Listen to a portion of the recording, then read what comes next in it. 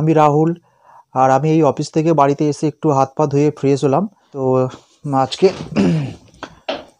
বাইরে একটু ঠান্ডা ঠান্ডা পড়েছে, ঘরেই আছি। এই ঘরে বসে বসে একটু টিভি দেখছিলাম এই যে। আর পাপিয়া দেখি কি করছে রান্নাঘরে। এই যে পাপিয়া রাতে রুটি বানাচ্ছে, তো রাতে রুটি খাবো। তা ও বললো যে রুটিটা একটু দেরি করে করি, তাহলে গরম গরম রুটি তুমি খেতে পারবে। গরম গরম। হ্যাঁ, গরম গরম রুটি। শীতকালে একটু গরম গরম থাকলে ভালো লাগে। হ্যাঁ, একদম শীতকালেই তো গরম রুটিটা খেতে ভালো লাগে। আর রুটিটা দেখছো কত সুন্দর বানিয়েছে, গোল। ফুলবে তো? হ্যাঁ নিশ্চয়ই। দেখি দেখি, ফুললেই 10 টাকা দেবো তোমাকে।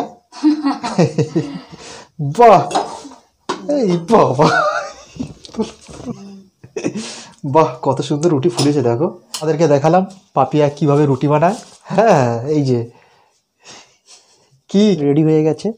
আর এখানটায় আমার মাছের ঝোল আর এই রুটি, আর পাপিয়ার জন্য এখানে পোলাও আর আলুর দম। এটা দুপুরবেলা করেছিলাম, একটু ছিল ওটা, আমি এখন রাত্রিবেলা ডিনার করে নেবো। এখন আমি খাচ্ছি, আর খেয়ে নিই, অনেক রাত হলো। তোমাদের জন্য পরে আরও ভালো ভালো ভিডিও আনবো। ততক্ষণ ভালো থেকো, টাটা, গুড নাইট।